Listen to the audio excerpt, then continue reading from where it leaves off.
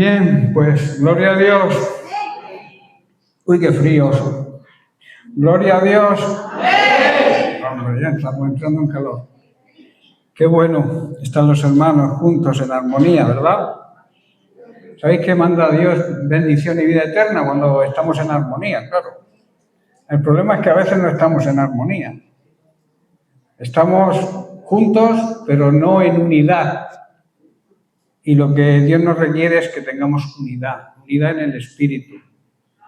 El mismo objetivo, la misma manera de pensar, la misma doctrina, todos. Eso es unidad. Unidad no es estar todos los cristianos supuestamente juntos. Unidad es compartir las enseñanzas básicas de las Sagradas Escrituras y tener el mismo sentir que Cristo tuvo, ¿verdad?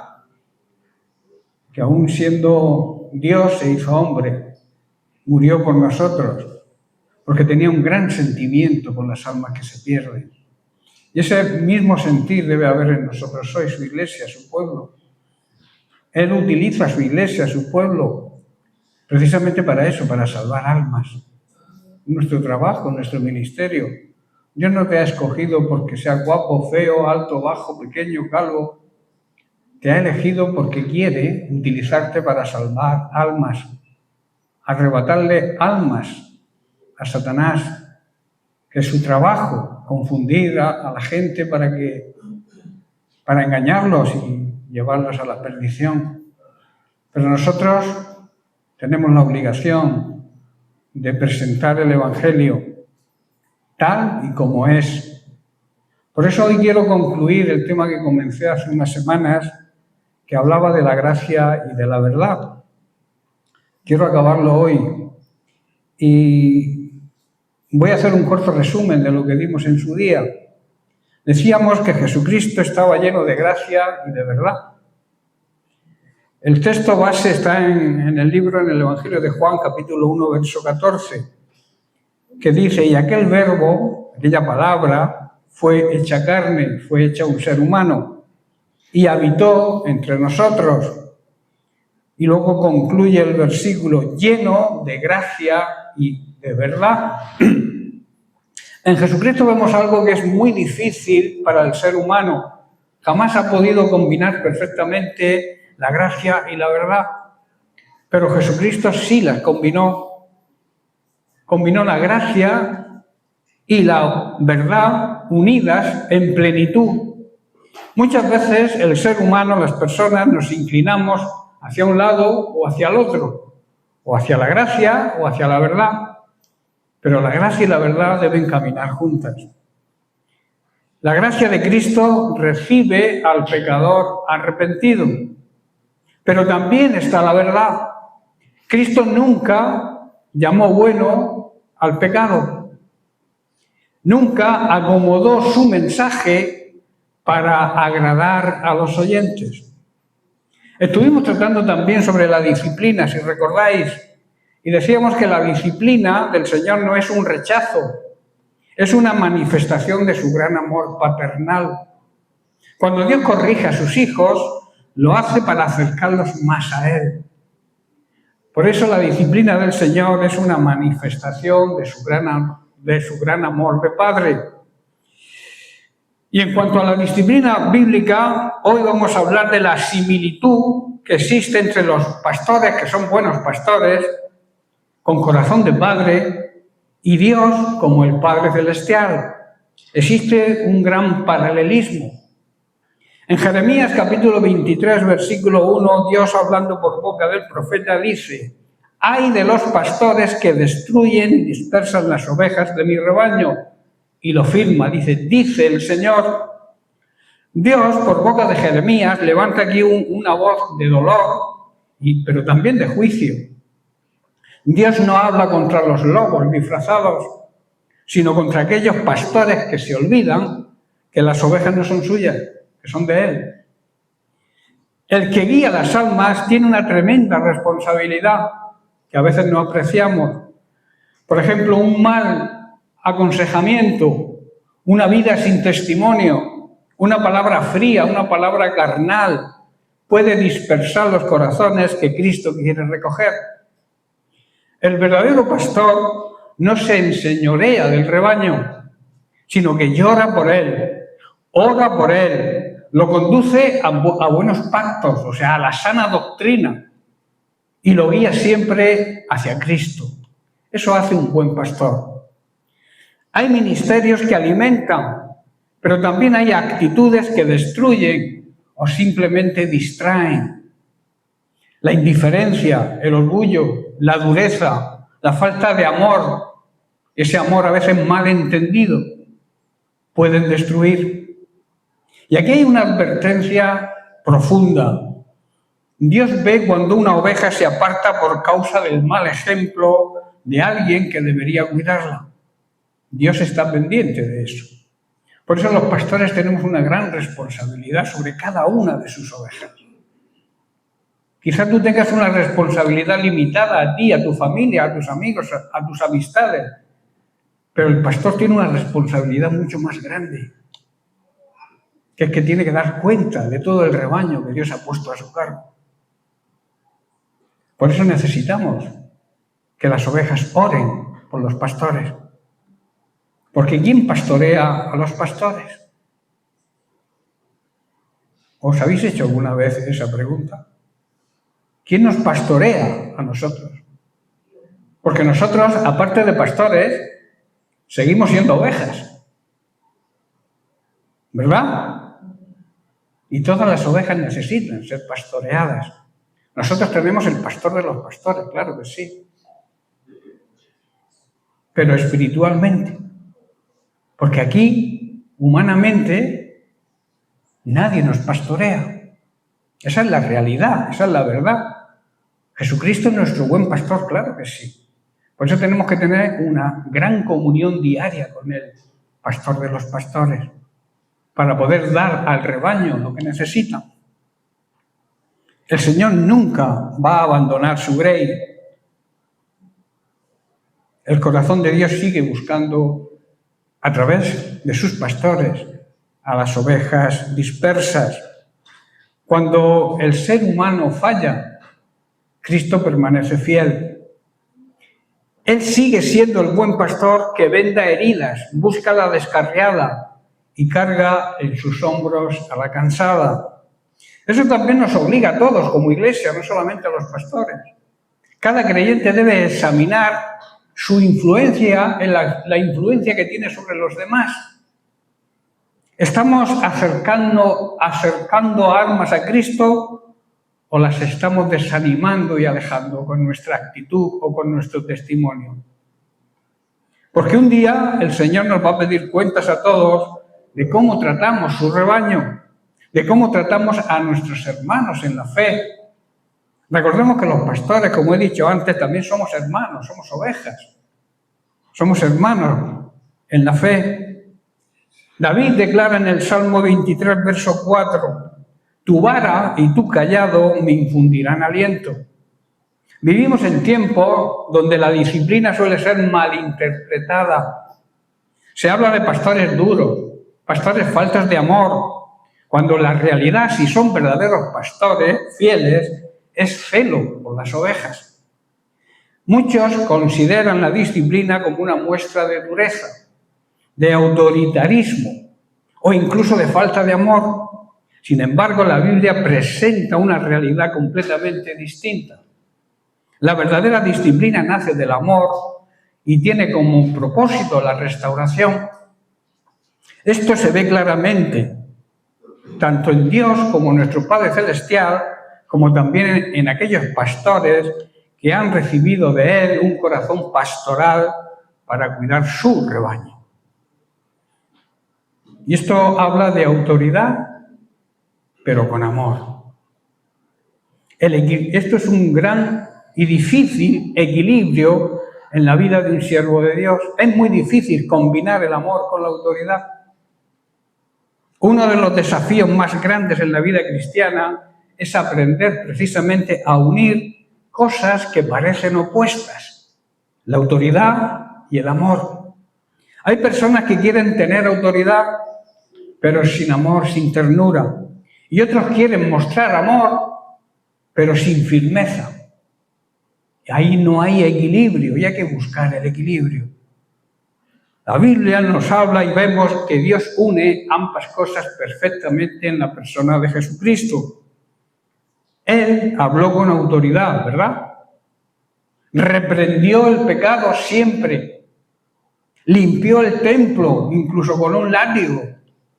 Y confrontó la hipocresía de los fariseos. Pero también tomó niños en sus brazos. Lloró con los quebrantados.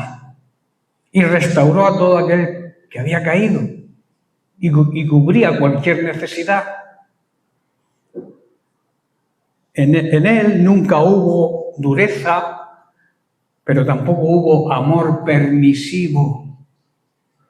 Ese es el problema y la realidad de la iglesia de hoy, que debemos permitirlo todo, cuando la palabra de Dios siempre es la misma, el cielo, la tierra, todo pasará, pero la palabra de Dios es la misma desde que salió de su boca hasta la eternidad. Y es una realidad hoy que muchos hogares se destruyen porque el padre solo impone reglas pero sin afecto. Se apoyan en la frase aquí mando yo. Muchos ministerios se enfrían porque hay corrección sin misericordia. Pero también es una realidad que hay iglesias débiles porque nadie quiere exhortar, nadie quiere corregir, nadie quiere disciplinar por temor a parecer duro y que la gente se ofenda. Eso es una realidad también. La Biblia enseña que ambas cosas deben caminar juntas.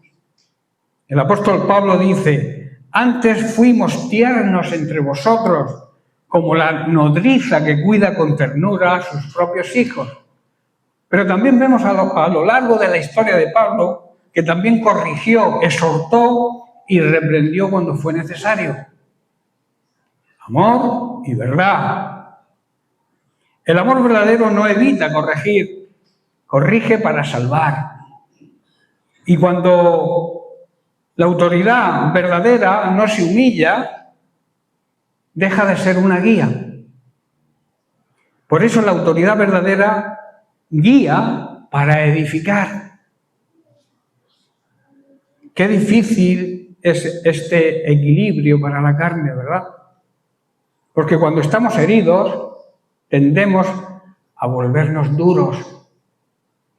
Y cuando buscamos agradar a todos, dejamos de ser firmes en la verdad. Existe otra tendencia hoy y un gran peligro, y que se está infiltrando en las iglesias actuales. El peligro del entretenimiento. Cuando el ser humano, las personas, ocupan el lugar que solamente le pertenece a Cristo. Vivimos en tiempos peligrosos para la iglesia, esto es una realidad. No peligroso solamente por la oposición que nos viene del mundo, sino por aquello que lentamente se está infiltrando dentro de muchos púlpitos y congregaciones. El problema más grave de la iglesia no siempre viene desde afuera, muchas veces nace de adentro. Cuando el entretenimiento ocupa el lugar de la predicación, algo sagrado comienza a perderse. La iglesia fue llamada a predicar el evangelio, no a competir con el mundo en espectáculos. Sin embargo, en muchos lugares la prioridad ya no está en la palabra de Dios, sino en mantener entretenida a la gente. Se buscan emociones rápidas, experiencias que impacten y ambientes atractivos. Pero cada vez hay menos hambre por la sana doctrina. El púlpito ya no se usa para confrontar el pecado, sino para agradar al oyente. La pregunta ya no parece ser: ¿Dios fue glorificado hoy en la reunión dominical? Sino ¿la gente se sintió bien? Y ahí está el gran peligro. Porque cuando el centro deja de ser Cristo, inevitablemente el ser humano toma el trono. Emociones, pero sin verdad. ¿Dios creó las emociones? Claro que sí. Pero las emociones tienen su lugar. La verdadera adoración quebranta el corazón. Llena los ojos de lágrimas, verdaderas, auténticas, sentimiento puro, y produce un gozo profundo. Pero las emociones nunca deben dirigir la fe. La verdad debe dirigir las emociones. Hoy muchos confunden la presencia de Dios con una sensación emocional intensa. Pero una multitud emocionada no siempre significa una multitud transformada. La prueba la hemos visto en la reciente visita del supuesto representante de Cristo aquí en la tierra, suplantando al Espíritu Santo, que es el verdadero representante de Cristo en la tierra. Lo hemos visto con la visita del Papa. Se ha visto quizá mucha emoción, sí, pero poca verdad.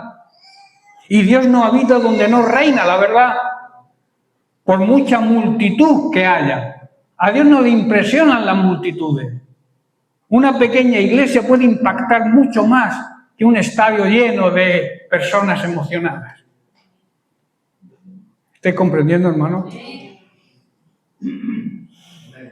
Israel se emocionó. La mayoría del pueblo de Israel se emocionó y gritó delante del becerro de oro. Todo era emoción. Los profetas de Baal clamaban con intensidad, pero que aún así Dios no estaba en medio de aquello. El peligro de una fe basada solamente en emociones es que depende de sensaciones que van cambiando. Cuando todos se sienten bien, la persona cree estar cerca de Dios. Pero cuando llega el silencio, llegan las pruebas, llega el desierto, su fe se derrumba, porque nunca estuvo cimentada profundamente en la verdad. Ese es el problema. La Iglesia necesita volver a amar la palabra. Necesita volver al temor reverente hacia Dios. Necesita volver a la centralidad de Cristo. Cristo es el centro, no yo. Por muy bien que predique, por muy bien que lo haga, no me veáis a mí. Tenéis que mirar a Cristo. Cristo debe ser el centro de toda predicación, de toda alabanza, de toda oración. Tiene que ser Cristo. El espectáculo ni la emoción va a transformar a nadie. El entretenimiento puede producir, digamos, entusiasmo momentáneo, pero solamente el Evangelio verdadero, la palabra de Dios predicada con unción, puede transformar una vida. Un escenario iluminado no puede regenerar un alma. La música por sí sola no rompe cadenas espirituales. Las emociones humanas no producen el nuevo nacimiento. Es la palabra de Dios la que nos convence de pecado. Es el Espíritu Santo quien transforma nuestra vida. Es Cristo quien salva. Pablo le dijo a su discípulo Timoteo, en su segunda carta, capítulo 4, verso 2, que prediques la palabra. No dijo, entretén a la gente. No dijo, adapta el mensaje para que nadie se ofenda. No le dijo eso, ¿verdad? Le dijo, predica la palabra. Porque donde la palabra de Dios pierde la centralidad, la Iglesia comienza a debilitarse espiritualmente, aunque exteriormente parezca exitosa. La Iglesia debe estar centrada en Cristo. Una Iglesia que no es cristocéntrica no es una Iglesia verdadera. La verdadera Iglesia no gira alrededor de un predicador, por muy bonito que lo haga, de una plataforma, de una moda, de una experiencia emocional, ni mucho menos alrededor de un usurpador. La verdadera Iglesia gira alrededor de Jesucristo. Cristo debe ser, como he dicho, el centro de la predicación, el centro de la adoración, el centro de nuestro servicio a la obra y en realidad y en definitiva el centro de toda nuestra vida cristiana. Cuando Cristo es exaltado, las personas se humillan ante su presencia. El pecado es confrontado. La santidad vuelve a ser importante. Y el Espíritu Santo entonces obra con poder y con poder verdadero. Hay una gran mentira que dice, para ganar al mundo la Iglesia debe parecerse más al mundo. Eso es una gran mentira. La Iglesia no necesita parecerse más al mundo para alcanzar al mundo. Necesita parecerse más a Cristo. Y aquí digamos que hay una reflexión final. Tal vez hemos aprendido a impresionar a las personas, pero hemos olvidado cómo quebrantarnos delante de su presencia. Necesitamos volver al altar de la oración, al amor por las Sagradas Escrituras, a la reverencia con adoración y a la predicación ungida por el Espíritu Santo. Porque una iglesia puede tener luces, música, multitudes y muchas actividades y aún así estar lejos de Dios. Pero una congregación pequeña, humilde y centrada en Cristo puede convertirse en un lugar donde el cielo toca la tierra. Nunca permitas que el ser humano, el hombre o la mujer, ocupe el lugar que solamente le pertenece a Cristo. Solo el Espíritu Santo puede producir un corazón como el de Cristo, firme contra el pecado, esto habla de la verdad, pero lleno de compasión hacia el pecador arrepentido, esto es la gracia. La autoridad sin amor produce temor y distancia. El amor sin autoridad produce desorden y inconstancia y ligereza. La autoridad bañada en amor produce crecimiento, confianza y madurez espiritual. Por eso debemos aprender a hablar la verdad, incluso con lágrimas, no importa. Si es necesario, derramarnos ante la presencia de Dios, a corregir sin orgullo y amar sin dejar de obedecer la palabra de Dios. Porque el siervo de Dios no está llamado a dominar personas, sino a cuidar almas como Cristo cuida de su iglesia. Un pastor según el corazón de Dios no disfruta corrigiendo, sufre cuando tiene que hacerlo, pero entiende que dejar a una oveja desviarse sin advertirle sería una falta de amor.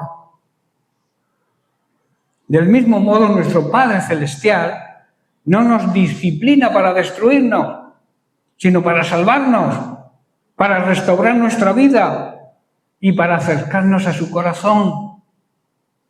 Tanto Dios como los buenos pastores corrigen porque aman. La disciplina bíblica siempre tiene un origen en el amor. Dios no corrige porque haya dejado de amar a sus hijos. Precisamente los corrige porque los ama. De igual manera, los verdaderos pastores no buscan controlar a las personas ni imponer su autoridad. La autoridad siempre es reconocida, nunca impuesta. Su deseo es que las ovejas crezcan espiritualmente y permanezcan seguras en Cristo. Cuando una oveja comienza a desviarse, el pastor que es responsable no mira hacia otro lado. Eso lo hacen los asalariados, Los pastores que tienen la iglesia como un negocio, sino que la busca, la llama, la exhorta, la aconseja y, si es necesario, la corrige y la disciplina. ¿Por qué? Porque le importan. Los falsos pastores abandonan, los verdaderos pastores cuidan. Los asalariados huyen cuando aparece el peligro. Los pastores con corazón de padre permanecen al lado del rebaño, aun cuando tengan que decir verdades difíciles. Un médico amoroso no oculta un diagnóstico grave para evitar incomodar al paciente, ¿verdad? Lo confronta con la realidad porque desea salvarle la vida. Eso hace un buen médico, ¿verdad? No te va a ocultar si tienes una enfermedad grave, te lo va a decir para que juntos él pueda ayudarte a curar esa enfermedad. Eso es, digamos, en el plano humano. Luego está la sanidad que Dios da, que eso es otra cosa, es otro tema. Dios sana, claro que sana, lo mismo que salva. Así también actúan Dios y los buenos pastores. La verdad puede doler por un momento, pero puede salvar una vida. Tanto Dios como los buenos pastores buscan restaurar y nunca castigar. Una de las diferencias entre la disciplina bíblica y la humana, mal entendida, es el propósito. ¿Cuál es el propósito de la disciplina de Dios? Nuestra restauración. Muchas veces se castiga para desahogar la ira. O sea, es, digamos, la disciplina humana. Dios jamás actúa así. Su disciplina tiene siempre un propósito, y es la redención, y es el crecimiento espiritual de la iglesia. Cuando David pecó, Dios lo confrontó con el profeta Natán. La meta no era humillarlo ni destruirlo, era llevarlo al arrepentimiento, y lo consiguió.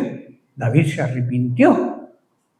Podía haber mandado a Natán que le cortaran la cabeza porque era el rey y lo había acusado, pero reaccionó.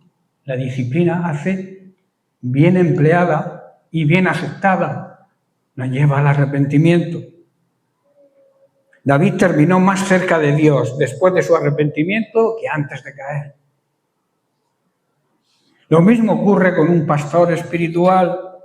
Cuando exhorta a una oveja que está enfriada espiritualmente, que está entrando en pecado o que está tomando decisiones peligrosas, no lo hace para avergonzarlo, lo hace para rescatarlo. El objetivo de la disciplina bíblica siempre es la restauración. Tanto Dios como los buenos pastores conocen y ven el peligro que las ovejas muchas veces no ven. Las ovejas tienen una visión limitada. No perciben muchos de los peligros que las rodean. También se desorientan fácilmente. Por eso necesitan un pastor. Nosotros como ovejas también tenemos una visión limitada. Muchas veces creemos que determinadas actitudes no tienen importancia. Pensamos que podemos jugar con el pecado. Suponemos que ciertas decisiones no tendrán consecuencias, pero toda decisión que tomes tiene su consecuencia, sea buena o sea mala, depende de la decisión que tomes. Dios ve el final desde el principio. Él conoce los precipicios que nosotros quizá no veamos. Por eso interviene, por eso corrige, por eso nos advierte. Y por eso muchas veces nos disciplina. Y de la misma manera los pastores que velan por las almas observan peligros espirituales que muchas veces las ovejas no ven. Ven el enfriamiento antes de que se convierta en apostasía. Se dan cuenta cuando una persona está fría y sabe que esa frialdad, si no se corrige a tiempo, terminan por abandonar. Ven el orgullo antes de que se produzca una caída. el orgullo espiritual, que a veces es el peor de los orgullos. Ven la amargura antes de que se destruyan relaciones. Por eso hablan, por eso exhortan, por eso disciplinan, por eso corrigen, por eso oran por las ovejas. Porque la gracia y la verdad caminan juntas. Son inseparables. Tanto Dios como los buenos pastores sufren cuando tienen que corregir y disciplinar. La disciplina bíblica nunca debe ejercerse por placer. Jeremías describió el corazón compasivo de Dios hacia su pueblo. Incluso cuando debía juzgarlos, su corazón estaba lleno de misericordia. Del mismo modo, los verdaderos pastores no encuentran satisfacción en tener que confrontar. Al contrario, como he dicho, oran, lloran, esperan, amonestan con paciencia, buscan todas las oportunidades posibles para que la oveja sea restaurada. Un pastor con corazón paternal se parece al padre del hijo pródigo. Su deseo no es expulsarlo de la casa. Su deseo es recuperarlo y restaurarlo como hijo. No busca perder una oveja, busca ganarla. Cuando un padre ve a un hijo tomar un camino destructivo, su corazón se rompe, ¿verdad? Pero aún así interviene si es un buen padre. No porque disfrute del conflicto, sino porque ama demasiado a su hijo para permanecer en silencio sin hacer nada. Así actúan Dios y los pastores fieles. Por último, tanto Dios como los buenos pastores desean formar el carácter de Cristo en las ovejas. El propósito final de la disciplina bíblica es que Cristo sea formado en nosotros. Dios está trabajando continuamente para conformarnos a la imagen de su Hijo. Por eso las pruebas, la corrección, la exhortación, la disciplina, los llamados al arrepentimiento, todo forma parte de ese proceso de que Cristo sea formado en nosotros. Y los buenos pastores participan humildemente en esa obra. No buscan que las personas se parezcan a ellos, buscan que se parezcan a Cristo. Su meta no es crear dependencia hacia un hombre, su meta es conducir las almas hacia el buen pastor, hacia Cristo. Todo ministerio pastoral saludable apunta finalmente y fielmente a Cristo. Y como conclusión, y ya estoy terminando, existe una hermosa similitud entre Dios como Padre Celestial y los pastores que poseen un verdadero corazón de Padre. Ambos aman, ambos cuidan, ambos corrigen, ambos disciplinan, ambos buscan restauración, ambos velan por el bienestar de las ovejas. La diferencia es que Dios lo hace de manera perfecta, mientras que los pastores humanos lo hacemos de manera limitada y dependiendo de su gracia divina.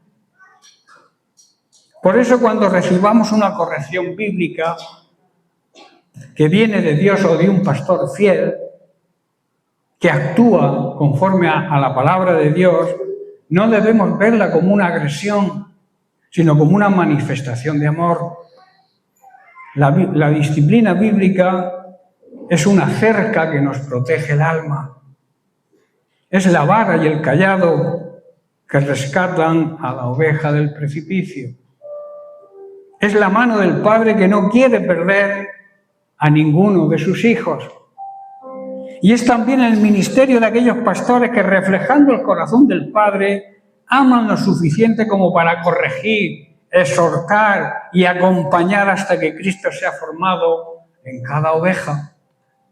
Los pastores con corazón de Padre se parecen a Dios no porque tengan autoridad, sino porque aman de verdad a las ovejas.